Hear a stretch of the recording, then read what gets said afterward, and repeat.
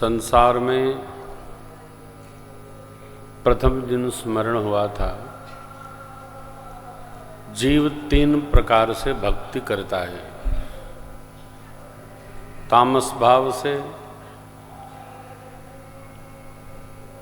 राजस भाव से और सत्व भाव से। भक्ति के ये 3 ही प्रकार हैं, तामसिक भक्ति, राजसिक भक्ति और सात्विकी भक्ति। सभी सद्ग्रंथों में यही वर्णन है। हम क्या कर रहे हैं इसका बोध हम ही को होता है। हमारे विहार को देखकर विवेकी लोग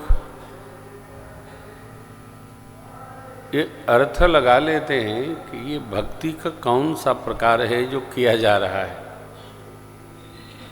परंतु तीनों का सहज अर्थ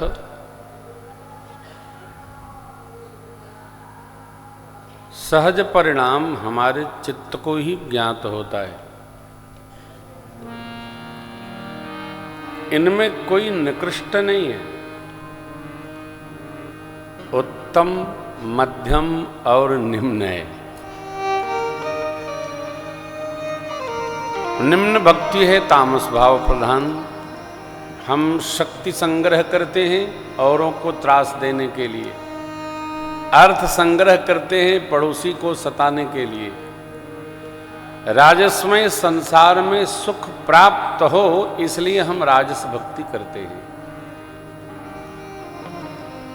सात्विकी भक्ति जो हमारी है इसलिए हम करते हैं कि हमारे पुराकृत कर्म कटे और भगवान के श्री चरणों में हमारा अनुराग दृढ़ता को प्राप्त हो। ये सात्विक भक्ति है। कर्म कोई भी हम करते हैं, जैसा हमारा चिंतन होता है वैसा ही परिणाम उपस्थित होता है।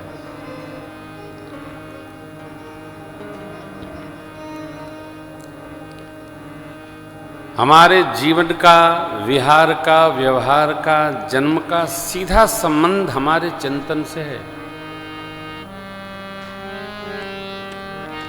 सदग्रंथ कहते हैं कि सर्वथा सात्विक भाव का यजन करना चाहिए। यदि संसार के प्रति राग है तो राजसिक भाव का यजन करना चाहिए। तामसिक भाव के लिए कभी यजन करना नहीं चाहिए, उससे हमारे कर्म बिगड़ते। कर्म को बिगाड़ने से बचा जाए, क्योंकि कर्म ही, क्रमाण ही हमारे हाथ में है, प्रारब्ध हमारे हाथ में नहीं। क्रमाण ही संचित होकर हमारे प्रारब्ध का निर्माण करता है। और क्रमाण आज हमारे हाथ में है। आज गुरुवार है, आज का दिन हमारे हाथ में, बीता बुधवार हमारे हाथ में नहीं है। इसलिए जो कुछ भी हम करते हैं भगवद अर्पण करके करते हैं, ईश्वर प्रत्यर्थ करते हैं। हेतु निश्चय होना चाहिए, निश्चित ही होना चाहिए कि हम जो कर रहे हैं इसका प्रयोजन क्या है। नवीन कर्म बनाने से रुकना,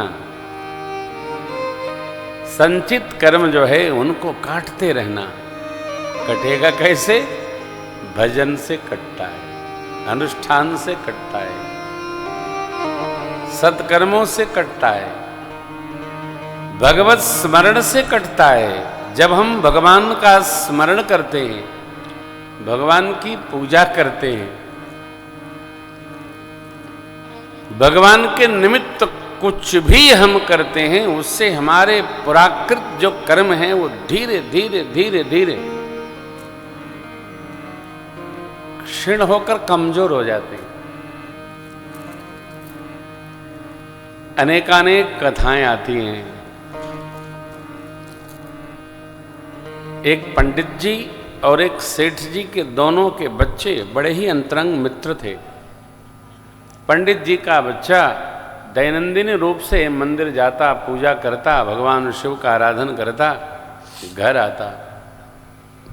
श्रीमान का बच्चा तो संसार के कली के आवेश में आकर कुसंगति लगी और नाना प्रकार का विधान करने लगा। परिणाम, ब्राह्मण देवता के बालक के कर्म धीरे धीरे धीरे धीरे धीरे धीरे धीरे धीरे जो पुराकृत थे वो क्षीण होने लगे, क्षय होने लगे। और श्रीमान जी के बच्चे के जो कर्म हैं और उसके विहार व्यवहार के कारण से बिगड़ने लगे। बहुत लंबी कथा है, एक दिन की घटना है। प्रातः वेला में भगवान शिव का आराधन करके ब्राह्मण बालक आ रहे थे। देखते हैं क्या कि नित्य देख करके श्रीमान का बच्चा आ रहा है। बोतल टूटी पड़ी थी, उसी पर वो पग रख गया और जैसे दूसरा पग उठाया है, पहले पग के दर्द को संभालने के लिए वैसे ही वो उस पर भी एक शीशा गिरा, शीशे पर पांव गिरा और वो बच्चा वहीं बैठ गया। उसके पीछे पूरा पूरा नितंब रक्त से सराबोर हो गया।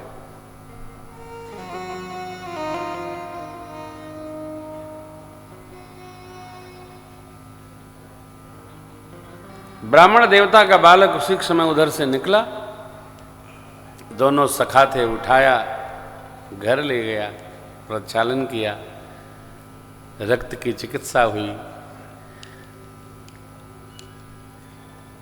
ब्राह्मण बालक ने अपने पिता से पूछा, बाबूजी, ये सारा घटनाक्रम क्यों भया? पिता ने कहा, बेटा, ये सब कर्माण का फल है, हमारे जीवन का, आपके जीवन का। हम सोचते कुछ हैं, परंतु हमारे कर्म जैसे बिगड़ते चले जाते हैं ना, वैसे हमको यह परिणाम प्राप्त होता है। कथा कह रही है, जीवन में सदैव कर्म का स्मरण करके चलना चाहिए। कर्म हमारा बिगड़े नहीं। कर्म बिगड़ा तो राज प्राप्त होते होते हम अकाज में प्रवेश कर जाएंगे, परिणाम कुछ नहीं आएगा। इसलिए सावधान, पूर्ण सावधान रहना चाहिए।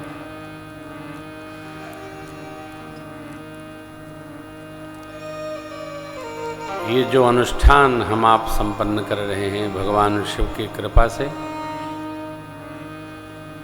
इसके पीछे इतना हेतु है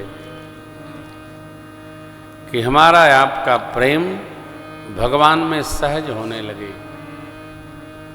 और यह प्रेम की सहजावस्था हमारे जीवन को ऊर्ध्वगामी बनावे। जब हम ऊर्ध्वगामी होंगे तो हमारे जो अपकर्म हैं वो धीरे धीरे नष्ट हो जाएंगे और हमारा प्रभु प्रेम बढ़ता ही जाएगा। ये भगवान की कथा जीव के मंगल के लिए है। भगवान की कथा जीव के दुखनाश के लिए है। भगवान की कथा जीव के चित्त को परमात्मा में सम्मिलित कराने के लिए है।